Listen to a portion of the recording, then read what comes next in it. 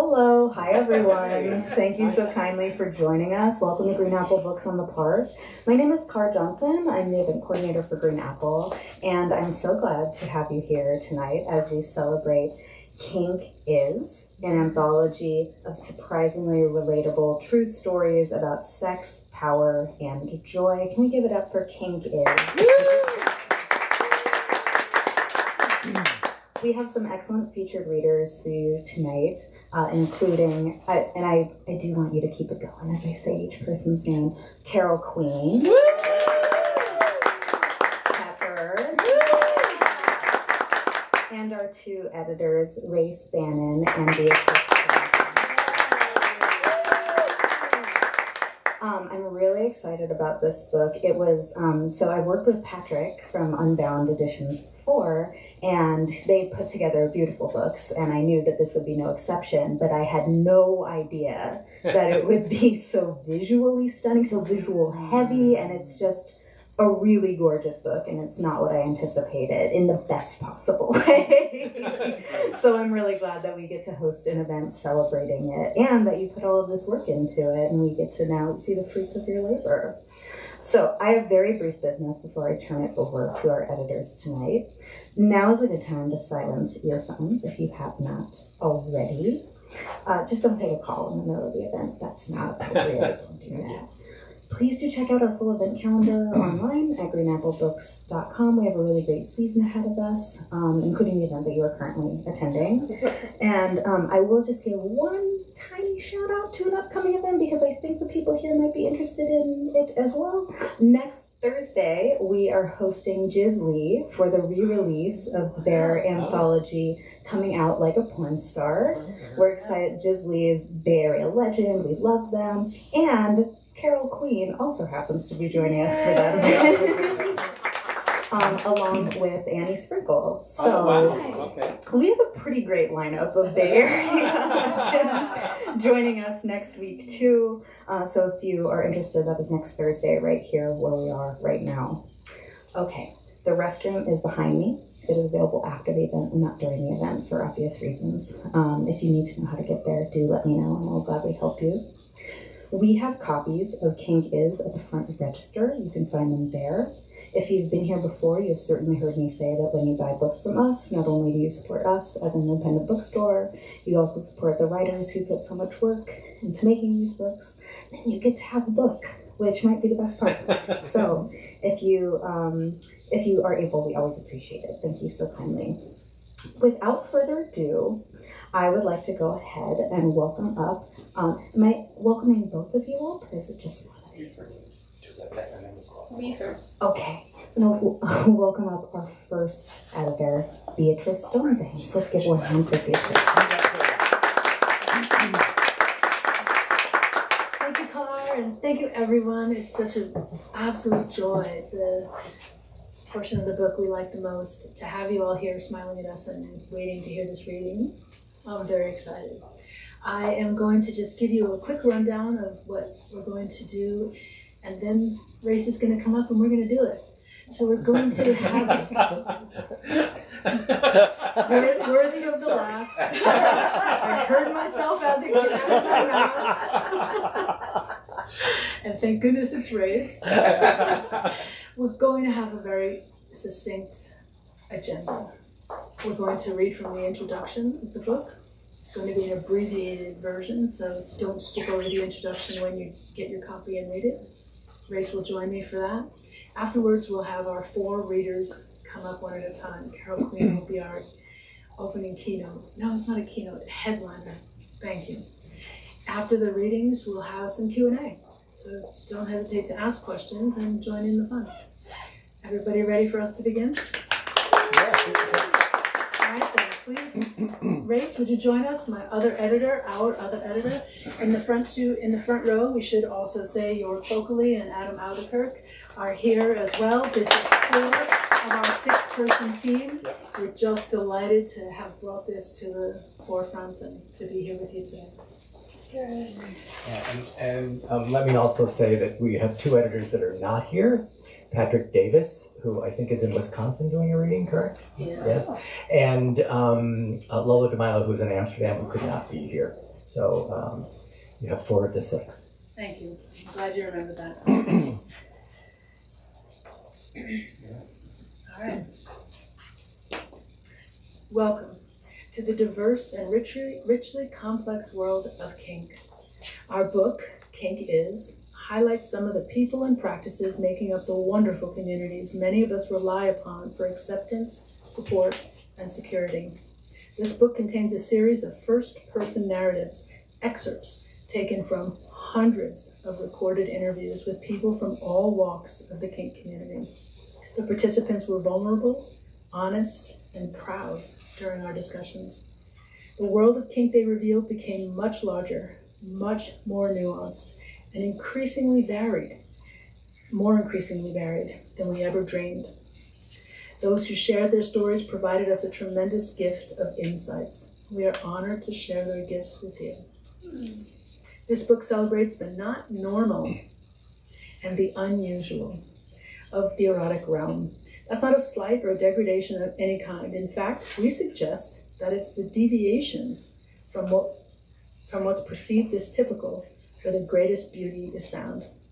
Like it or not, practice it or shun it, kink still exists, even if many say it's not normal.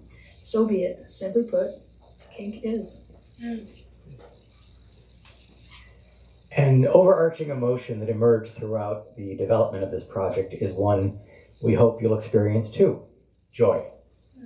No matter the form it may take, the ultimate objective of kink play seems to be joy. That may be an assumption for some, it may be a revelation for others. Kink Is, our title, was inspired by the wide variation of answers to our questions. Kink is what? At the same time, kink actually just is. It exists. It thrives. It connects. It's a natural phenomenon, and we celebrate it here with you. Reality was the watchword of this book, not the sanitation of people or communities. If you read or hear something that makes you balk at its safety, level of consent, or sound decision-making, it's offered here for how it is, not how it should be. We have attempted to be both responsible and fearless, like most of the kinksters we know. If you meander through any kink community for long enough, you'll repeatedly hear the word consent. That's because it's a cornerstone of what kinksters do in interacting with each other. If there's a single foundational concept we hope to instill in readers, it's consent.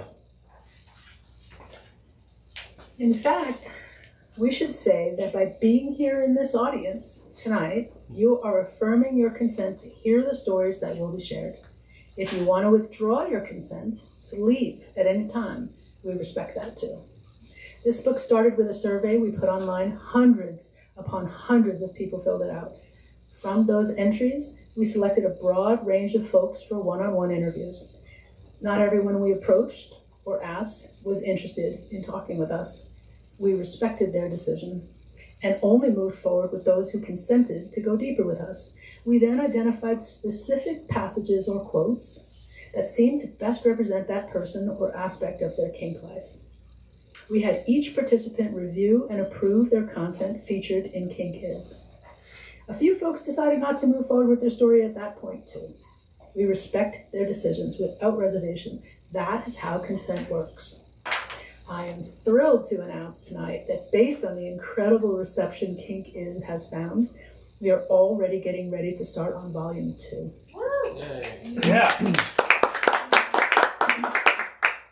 If you want to participate, please start by taking the survey at www.kinkismysuperpower.com. We want to hear from you. Our team made every effort to reach as diverse a cross-section of kinky people as possible by interviewing people from Australia, Canada, Colombia, France, Germany, Italy, India, Mexico, and the United States, among other locations. we hope to identify commonalities as well as differences. As we conducted these interviews, the first surprising realization was that despite our team's experience with the topic, we discovered erotic interests and their associated cultures that transcended the stereotypical or expected. Yet commonalities consistently appeared. While some of the people profiled here navigate within robust kink communities, others indulge their sexual tastes and desires in private. While some describe themselves as full-time kinksters, others simply punctuate their regular day-to-day lives with occasional forays toward alternative sexual horizons. Some people in the book are monogamous, some are non-monogamous, some are polyamorous, some are partnered, some are not. Many of the people interviewed are in relationships with a partner who isn't kinky. This reflects the realities of the world and how relationships aren't always in perfect synchronization. Some here identify as heterosexual, pansexual, gay, lesbian, bisexual, trans, or intersex. Gender identities and expressions run the gamut from specific to fluid. Various faiths and cultures are represented too. People of all ages and body types were interviewed because we know the youthful, curated images presented by social media, advertising, and entertainment are not accurate mirrors of the everyday human. Gives me willies every time I say that. While sex is integral for many of those interviewed when engaging in kink, others distinctly separate their sex and kink needs. We acknowledge that this book and the associated documentary film project now in development has been shaped. Oh, let me start this one over. It's not a blur with the first paragraph. We acknowledge that this book and the associated documentary film now in development has been shaped by a production group of white cisgender people. We recognize that as a limitation and a place of privilege. For deeply complex and unfair reasons, we have been granted the cultural permission to ask questions and seek answers, where others would not have been allowed to do so. We took great care to include desired names, gender identities, sexual orientations, and other personal identifiers as specified by the contributors. If you notice text blacked out or left blank, that represents the caution many people, many kinky people, must still exercise. Not everyone can be entirely out about their kink, and we didn't want to leave a false impression that they could be. So tonight, we are gathered as a community, even if just in this moment, in this space. We hope you enjoy the stories you will hear and can appreciate the simple, beautiful, powerful fact that undeniably kink is. So, and now it is my great privilege to introduce our first reader. Most people probably have heard of Carol Queen. She is iconic in our community. The sexuality realm, the kink realm, most people have probably heard of her organization that is so well known and respected. And I would like you actually to talk a little bit about that after your reading so you can get people to your site. Anyway, I am going to allow Carol to come up and speak her truth, which she was so candid with when we interviewed her. There is nobody on the planet that I know is more honest about her sexuality than Carol. So with that, Carol Queen.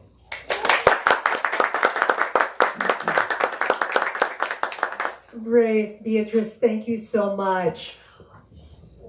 Am I supposed to sit in the chair so that camera will be aimed at me properly? Doesn't matter? Doesn't matter. Okay, good. Well, I just want to start by saying that I am so honored to be part of this amazing book. It's really a groundbreaking book.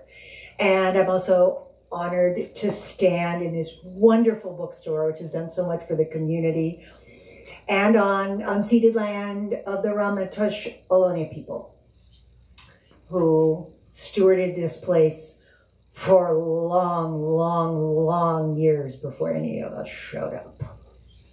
So, I'm also very grateful that y'all swam upstream past my self-diagnosed ADHD late in life to actually get me on the freaking Zoom to do this. You were very understanding, and I so appreciate it. And this is what happened. Well, this is my most recent photo. This is not the kinkiest photo in this book. So maybe some of you are visual learners, and if so, you want to check this book out. But Tristan Train took such a cool picture of me.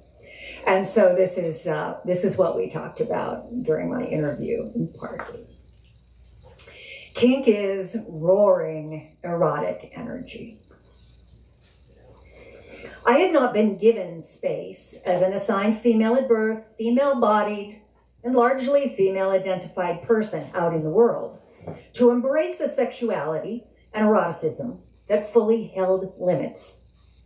So a piece of kink play for me involved the largely universal permission and even expectation and responsibility to define and explore and express my limits. So in a space that vanilla sex had never actually articulated for me, kink did articulate that. And part of why kink has been so extremely important in my life was not just giving me somebody's individual permission and support around expressing those kinds of sentiments, but a cultural support. This was a revolution for me personally. One of the things that was extremely important to me in my pre-kink, proto-kink, and kink incarnations as an erotic person was exploring, just figuring out what I liked. I heard other people describing intense sensation play in extraordinary and transformative terms, and ultimately, I determined that I either hadn't found the proper context for it, or I just wasn't the way I was wired, at least compared to the excitement that I got from the DS piece of play. How would I have known one way or the other, right? I needed space for exploration to know my own kinks. All kink or vanilla erotic sensation seeking, anything excitement seeking, anything that happens in its own context, right? And everybody's context is a little different. I went to this party by myself, and I think it was my first BDSM party. Someone I knew complimented my newly blonde hair, and I enjoyed that. And I was in my cute, pointy little high-heeled shoes and my little sexy outfit. And David put me in bondage. I'm just going to say his whole name because I think he would allow that and be enthusiastic about that. David Loria, rest in power. He was such an important person in this community. David put me in bondage, standing bondage, with my hands over my head. Pretty simple. And then he took one of my shoes off and spanked me with it. It was such fun. It was so hot. It was so funny. It was all kinds of mixed things. This was uproariously hysterical and so hot all at the same time. Another time I went to a party when I was on my period. And I was wearing a wedding dress that we had thrifted, that we cut the whole front end out of.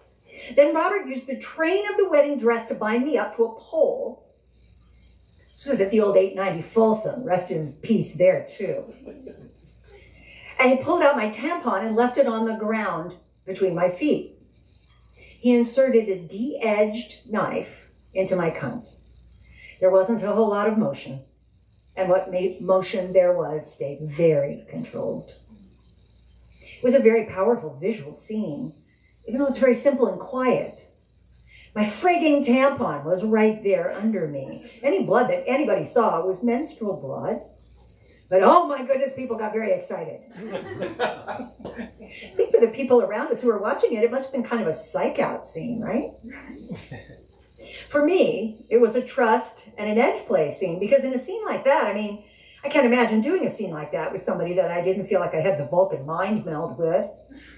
It would have to be someone I trusted enough to keep me safe with that kind of danger tool play. I mean, suppose it doesn't run through your mental ticker tape. Any chance that this person that I love dearly is a psychopath and I just didn't notice it yet?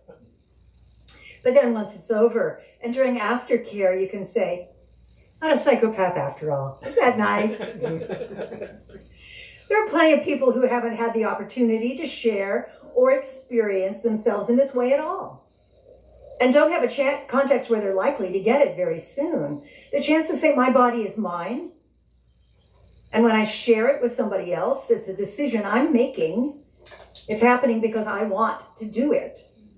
The things that we can do, what we do, are negotiable, are vast and wide-ranging. I might like any of it, some of it, or none of it. I get to determine that for myself. There is so much more experience to have in your body and your emotions and the connections that you make with people that you relate to intimately, erotically, however you think about it. There's so much more than this limited, crappy sex education. The sex education most people get isn't education at all. It's just, don't do that. I tell a joke about sex education. Does anybody here feel like they got good sex education? And then one person sticks their hand up, maybe a couple of people. And I say, oh, then you must be either a Scandinavian or a Unitarian. Oh, it's so true. Vanilla people don't need to do kink. But I do want vanilla people to wonder, how do kinksters get to the place where we can do all these things? Well, kinksters understand or try to understand our own bodily experience. And we communicate about it clearly to somebody else and find that they could be trusted with that information and we can be trusted back. Then we explore.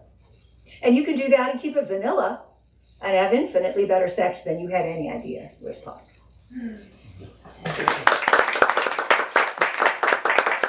Thank you so much. I hear I'm supposed to say a word about. Okay. I also want to tell you about a couple things that are coming up for me, just in case you want to join. In addition to joining Jizz and Annie Sprinkle here next Thursday, this Saturday, I think it's at 5 o'clock. It's on the Good Vibes website. I will be in the Antique Vibrator Museum at Good Vibrations, ranting about Project 2025. Ranting. If you would like to come and scream with me in there, we can close the door or learn some more things that you could be all frustrated about. And please tell anybody you know who is undecided about things. I'm doing another thing at Good Vibrations in November, and I want you to know about that too, because I'm working on a memoir. Thank goodness I told some stories, and there are some memories that I surfaced. And I'm going to write about my history with Good Vibrations and the sex scene in the world of 1990-ish San Francisco at that one. So if people are interested in that. The Center for Sex and Culture, my nonprofit, is current. The website got stolen by somebody from another country, but you can find us in a group on Facebook and on Insta and all the places that Zuck owns, and come join us there and ping me if you want to be on our email list. And also, of course, Good Vibrations is where I spend my work days, and nobody has ever been more lucky to have a job description that is staff sexologist, company historian, and curator of the Antique Vibrator Museum. I challenge you. Thanks again.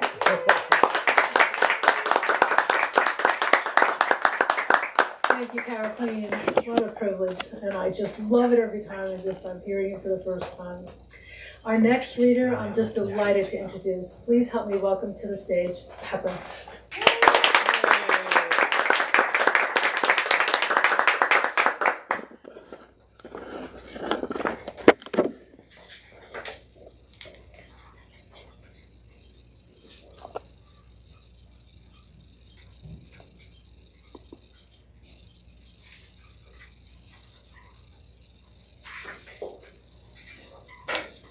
Hi everyone, I'm Pepper. Shout out to my partner, my beloved, the love of my life. He's over there. And also to our sex therapist. Her name is Shelby. She is the one who taught me this wisdom that you put in big font here. Pain is different from harm. She's really cool. This is a short one, an excerpt from my conversation with Adam. Feels like we talked 30 years ago. Feels like a really long time. But I'm really glad that we made it here. Me too. Kink has intentionally been non-sexual for me most of the time. Kink is deeply connected to trust and intimacy, whether emotional or physical. Intimacy does not have to be synonymous with sex for me. Pain is different from harm. Being a masochist in a kinky sense, particularly for me in a non-sexual sense, is not that different than people who seek thrills in other ways. Whether that's roller coasters or horror movies or getting tattooed. These people would not necessarily identify as masochists, but I would argue that those are physically intense experiences that are not that different from non-sexual kink at the core of it. And when I phrase it that way, people get it, sometimes. So that has been something I've found important to explain to people, even within the kink world, because so many kinky people don't understand that you can play non-sexually. Thank you. Thank you.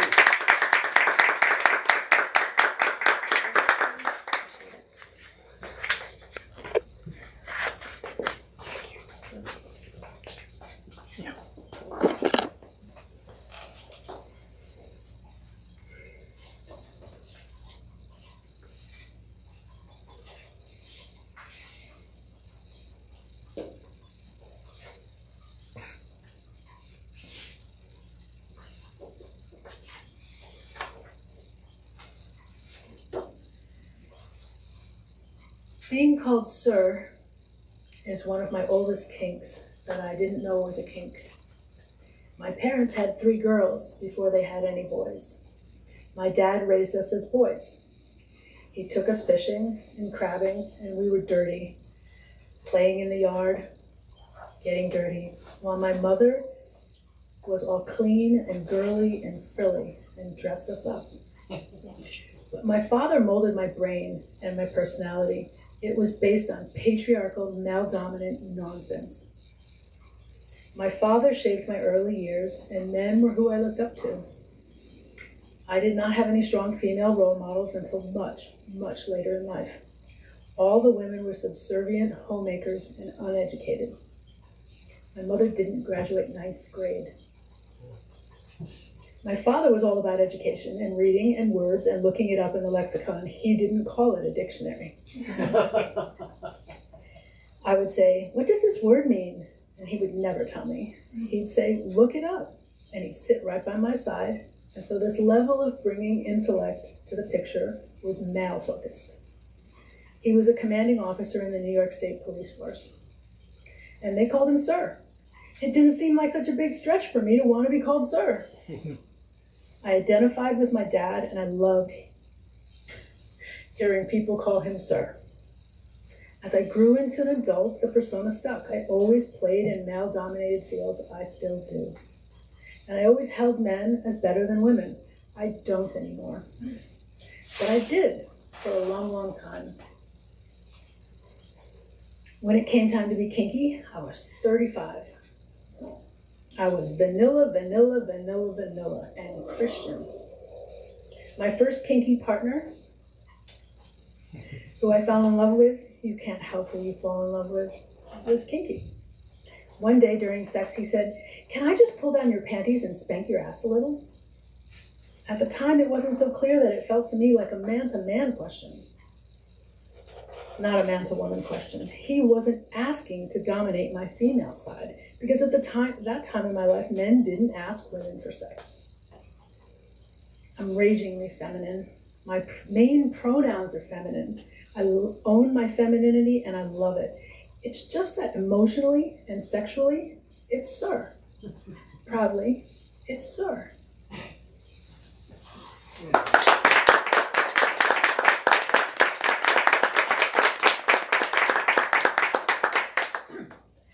And our last presenter this evening, bookending the night, please help me welcome Bannon.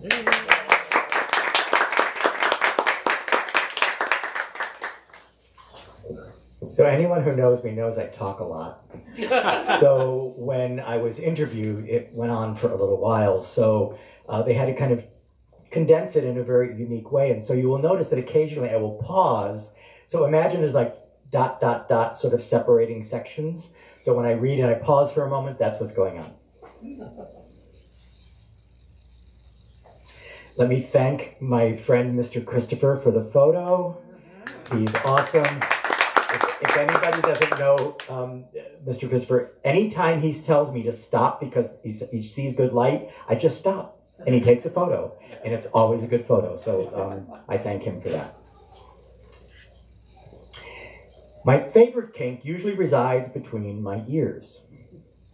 And it's usually some form of power dynamics, though that has waned some in recent years. I was very studiously attached to power dynamics, really diametrically opposed power dynamics with very rigid dominance. Now I'm pretty utilitarian about my kink. Even on my online profiles, I take a more minimalist approach to kink these days. That's to say, I carry a much smaller toy bag than I used to. I've been actively kinky since I was 17. And I mean that within the actual gay male leather culture, not just privately. Privately, it was even before that. But at some point, when I entered kink culture in a way where I wasn't a lone wolf anymore, and I was part of a community, I really got attached to the Dom label, the Dom role. And I liked it. I fostered it. The problem with that is it also becomes a bit of a trap. When everybody in the community knows you that way, and everybody wants you that way erotically and otherwise, it's very difficult to explore outside that box.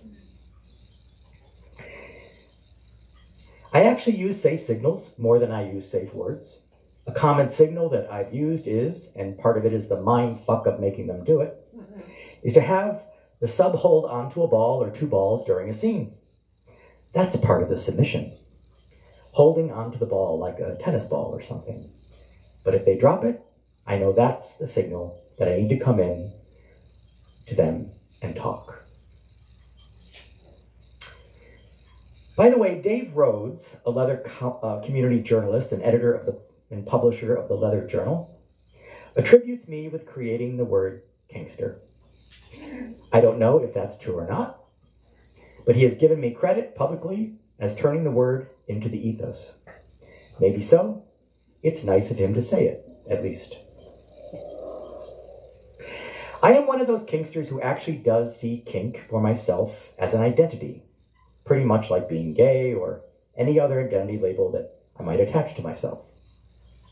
So even when I am not actively doing it, I'm likely thinking about it. I'm communing with other people who are within the kink community because that's a strong part of my identity. A lot of my community work takes place within the kink communities. It's part of my identity, not my whole identity, but absolutely integral to it. It informs a lot of my life. We can utilize metaphors in life for learning. Kink has been one of my metaphors. When we talk about things like consent, that's about being a decent human being and caring about someone else. When we talk about exploring our kinks, it's really about being open to new experiences and horizons. When we are trying to learn intricate bondage, it's about passion and focus.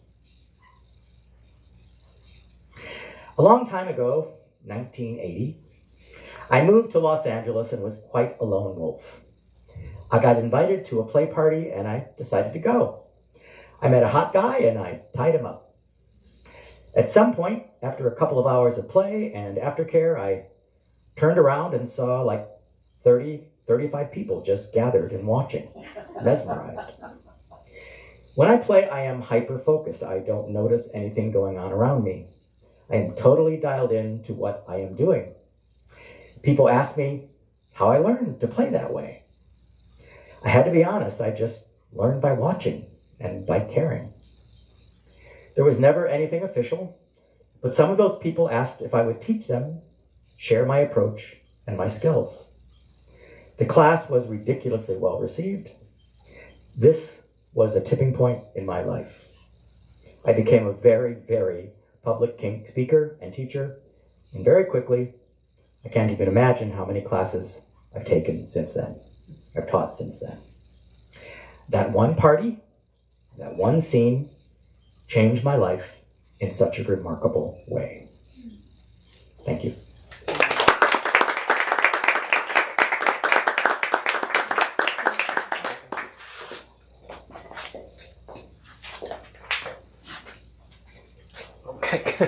Wasn't sure who you meant.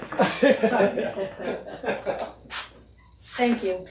Thank you for joining us. Thank you for the readings. Thank you for being present to hear our stories. It isn't always the easiest to read aloud. This is the first time I'm reading my own entry, and it chokes me to admit that. I've only admitted it to my partner. So now I'm admitting it to the world, as are all of us, to stand here and answer your questions. So if you have any questions or comments, please, this is that time.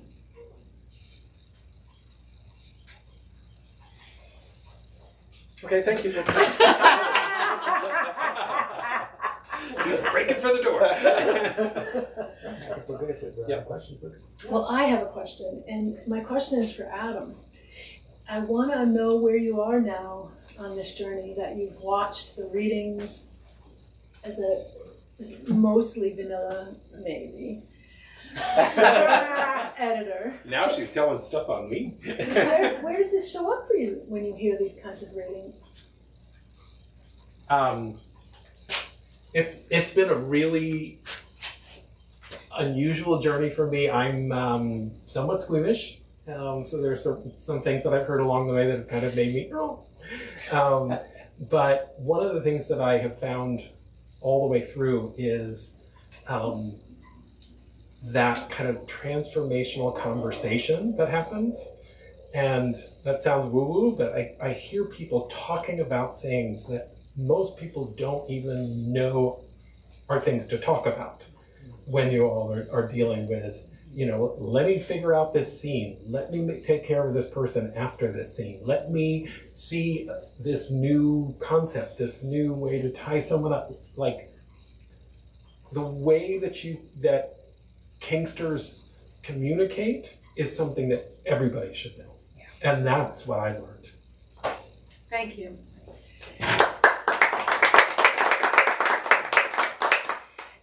I'd also like to put our producer and fellow editor, Jorg, on the spot. Would you please talk about the upcoming film and the donation component? Okay.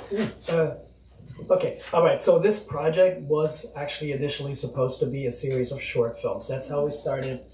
I'm embarrassed to say 8 years ago. I still have the first email. And then from there it morphed into a television series. We actually got as close as having meetings with HBO, Netflix, etc. because Margaret Cho came on board. When she's still part of it, as you can see, she wrote the foreword and she's still very much interested in doing this. And now we're hoping that this book is kind of proof of concept that we're onto something. We just found out today, actually, that the publishing house that put the book out, I'm sorry, not the publisher, what did they call it? The distributor. We're number one on the bestseller list. Number two. So we're on our way to number one. How's that sound? Next week. There we go. So we're doing really well. In other words, the scheme that we came up with seems to, so far, knock on wood, seems to work. And we're hoping that with this book, especially if it's successful, that it will be a tool to sell this again as some kind of a series. We are debating whether television really is the choice that we should make, because we realized when we got so close to having these meetings with HBO that working with a production company, working with a network, working with a platform also means that they make demands. If they put a lot of money into it, they want final word on certain things, and I'm not sure that we're willing to give that up. I think we may actually be at a point where we say that even if HBO came up to us and said, we want you to do this, that we'd be like, maybe not. Which brings me to what Beatrice said. We're trying to fund the series of short films ourselves again. And we're hoping still that the book will work, because hopefully we can show people these other stories. You pick any of these stories basically, and we could make a beautiful short film out of it. And then the details we will figure out, but the idea is that we go back full circle to where we started out 8 years ago, and we create these videos where each video will work on its own. It will be a portrait of someone who's in the book or who will be in the next iteration of the book. And then you can either watch individual films, or you can put them together, maybe for film festivals or for evenings, etc.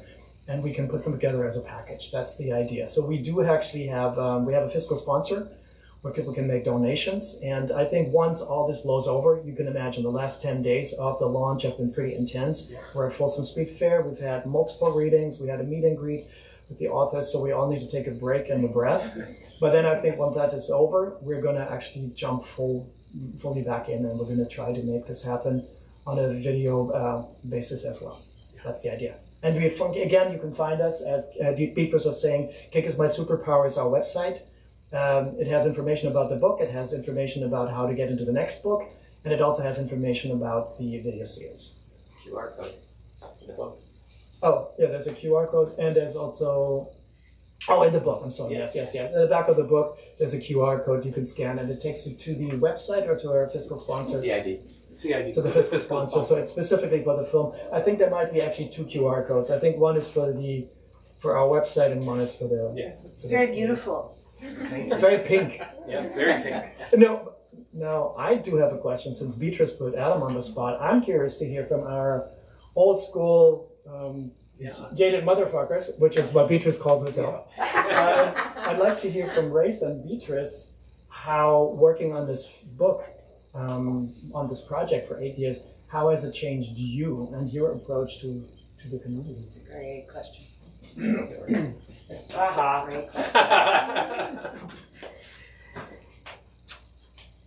It's a varied answer, so I'll stick with what's foremost and keep it as short as possible. This project has been transformative. The relationships that you grow when you meet with a team every single Friday for 8 years are intense. Yep. And enormous amounts of those years were just on Zoom. That this could live in my heart in a way that it does is mind-blowing to me. Transformative is the right word there. The other piece is invigorated. I did go into this project identifying as a jaded motherfucker. I've been around the scene for 28 years. That's not as long as some people, but it was a long time for me. And I've been the leader of Society of Janus for a number of years. I'm not going to say I was burnt out, but a jaded motherfucker. And my kinky motherfucker lover, I mean, we had our fun, and it was extraordinary. But when you listen to what kink is, for different people around the world, some in Lebanon who would lose their life if they came out, some who identify as a human cow, some who put their tampon, I shiver the way I was raised as Catholic to have the tampon. Just over and over and over, it changes you, it invigorates you, and you go, oh, there's so much more. And nothing has revitalized my own kink life more than this book. We moved in between in the last 2 years. It's very traumatic. And 28 years, our kink is just dripping with newness and vibration. And that's how it's influenced me. Just enormously. Thank you for asking. Thank you. That's beautiful. I'm also a jaded motherfucker, I guess. But, It's a good thing. it is a good thing. So there's 2 things that came out of doing this book. I remember watching the interview. I don't think I interviewed them myself, but we literally would watch every video of every interview we did. There were at least 30 minutes each, about 250 of them. And so, am I right? About 250, I think. And this one woman had been a political prisoner. Yeah. And for her to be kinky in her country was risky as fuck. And yet she still felt compelled to be kinky in some way. I talked to a number of people that took tremendous risks to be who I can be any day of the week, because I live in San Francisco or New York or LA or Chicago, wherever I've lived. And I can pretty easily be kinky. And they can't. And so that was pretty powerful. The other thing is, I thought I did everything. Nope. People would divulge their deepest, darkest, nastiest kinks, and I just smile during the interview, and it's like, oh my God. So every time I think I'm kinky, and really, really, really kinky, I realize there's a lot of kinks out there that I have never tried, I've never thought of. Some even kind of shocked me a little bit. I'll let you read about those in the book. So those are the two things, realizing that I have it really, really easy in San Francisco and as kind of a, you know, out gay man in a big urban area. And that there were just so many kinks out there that I had not even thought of. There's a woman who plays as a cow. I had never heard about playing as a cow. Then I talked to my friend Anthony. He goes, oh yeah, people play as cows all the time. And I'm like, what? You know, so anyway, there you go. And I would, since you're up here, Carol, I would like to ask you why you think books like this are important, especially because of your history with Center for Sex and Culture, being a writer, being kind of a sex lit leader, if you will. Why is this important? Well, not only am I a sex lit leader, that's a wonderful, wonderful identity. I love that. Thank you. I'm honored. I'm also a socially responsible hoarder. And one of the reasons why is because I came out in the early 70s. I took the first gay studies class at the University of Oregon. I'm one of the founders of, I believe, the third gay youth group in the country. And you can tell that this was not recent because not a youth anymore. And so much of the information of the predecessor generations, even if you look at the generation or two before Stonewall, there's very little information, especially then, that was available. And the fact is that if we don't take pretty good care of our books, our manuscripts that haven't been turned into books yet, our deepest ideas, the philosophies that we live by, somebody's out there, not very far away, wanting to wipe all that out. And we really know that this year. No way, but it's always true. And we have been so fucking lucky to have colonized this city when we did. For this city to have said, sure, come on in. You can add something to us.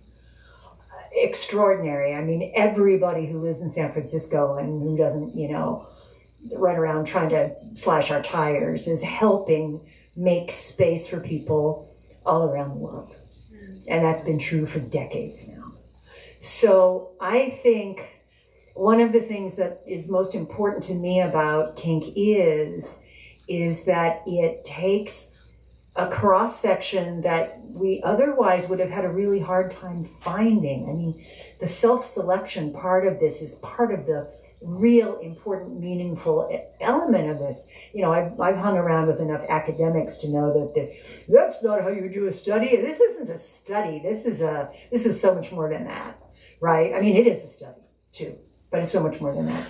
And when the original Center for Sex and Culture had to close the year before the pandemic, thank fucking God it was the year before, not during the middle of it, because I'd be dead. You'd have to prop me up and pretend that I was talking to you. My head would have exploded. We reached out to archives because we had collected many thousands of books. We had collected a lot of people's personal papers. We'd collected all kinds of stuff. And some archives were like, yeah. Some archives were like, no, we don't really need that stuff. And you know who was enthusiastic and hit the right notes was the Schlesinger Library for the Study of Women in the 20th Century, and I should say 20th and 21st, and women and then some. And they knew that what they had collected so far didn't have enough sex diverse quality to it. And so that's where a lot of that material is living now for the researchers of the future to be able to access, because they've got more money to protect it than we do. So I just think all of us need to think about, what have we collected? Where have we been? What did we see? Who do we know? Are you aware that you walked through an extraordinary time? Because if you're not aware of it, you did. You are walking through it now.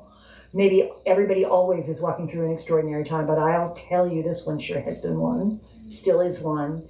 And we need to know in 50 years what the fuck happened. I need to know in 300 years if there are still any humans around. Yep. How we rose up the way we did, and how we dealt, and how we made community, and what happened to us then. All that stuff is important. It's so important. That's why. Thank you.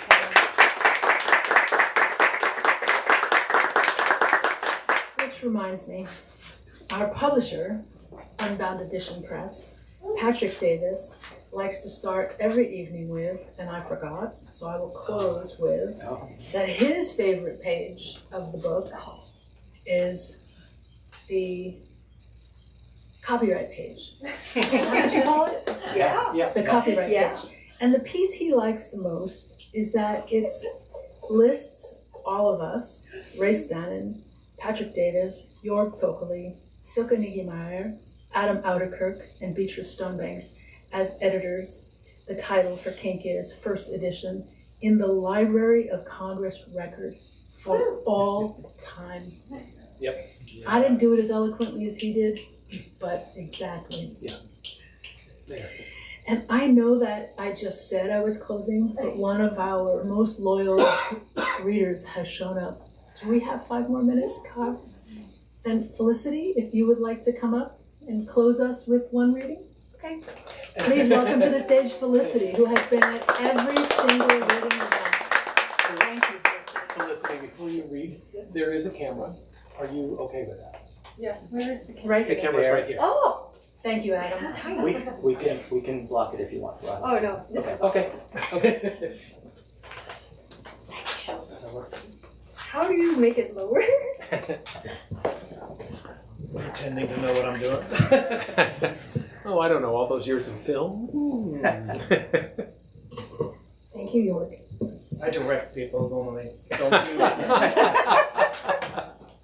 I want to get into directing.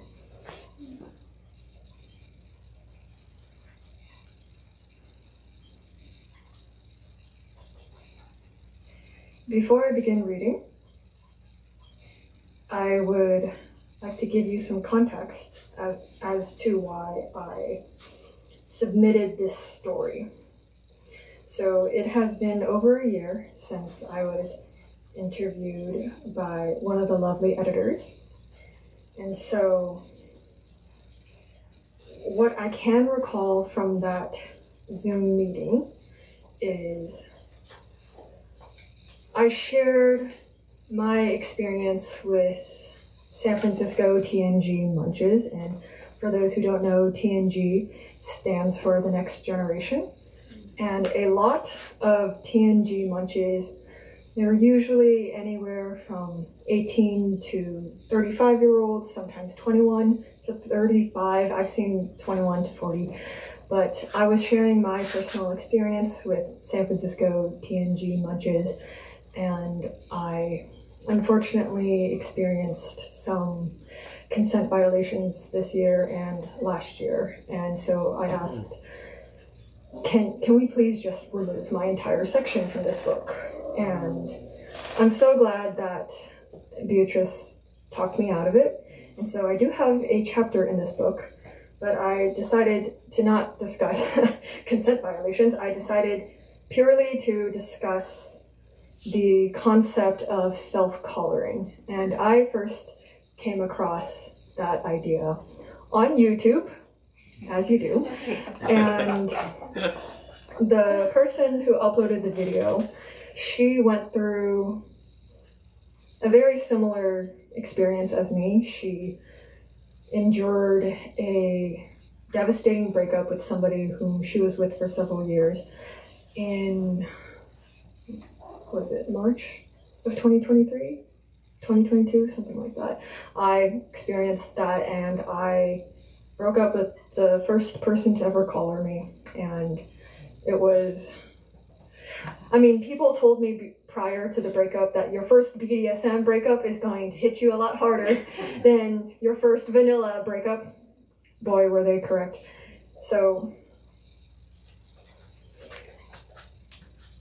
here's the photo of me wearing my necklace that says Felicity at this one rope bondage business in Oakland called oh gosh, I totally forgot. Vox Body Studios. That's where the photo was taken.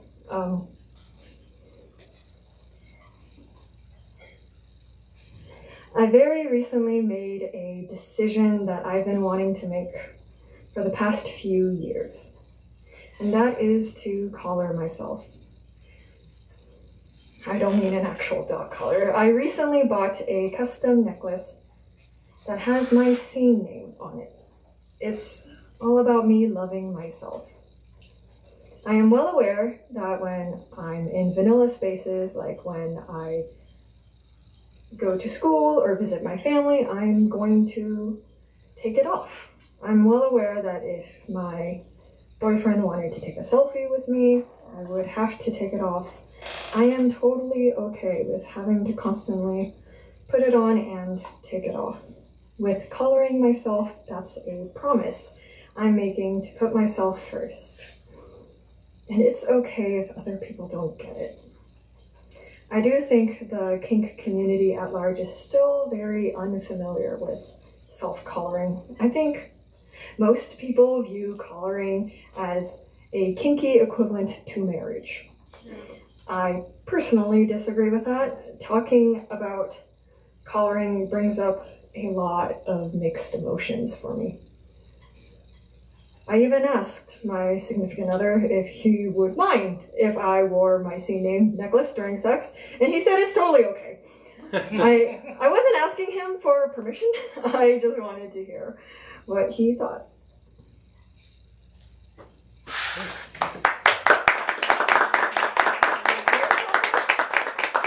Thank you, Felicity. Thank you. And one more round of applause for our fabulous audience. Thank you so much for attending. And for Paula and Gina for hosting the talk. You're amazing. I can't wait to be here next Thursday night. Would you like to come back up? Oh, sure. Books are on sale tonight, of course, and we're here to sign any copies you may like. Yay! You're not done clapping yet, right? Right. Let me give one more hand Yeah. for Bannon, Beatrice, Stonebanks, and Felicity. I'm so glad to have you all here. This is, I so enjoyed the liberatory landscape of San Francisco and all that that means, and I'm so glad to be a part of it in Kink Is' journey in this way as a little old bookseller. I'm so glad to have you all here. And yes, as Beatrice said, copies are at the front register. You can find them there. Please do take a look around. We have other books too if you're interested. And please do, we have some sparkling water, some libations, and there's some candy that someone brought. Please do indulge if you would like. If you have any questions, do let me know. And if not, we'll see you next time. Thank you so much. Thank you. Thank you.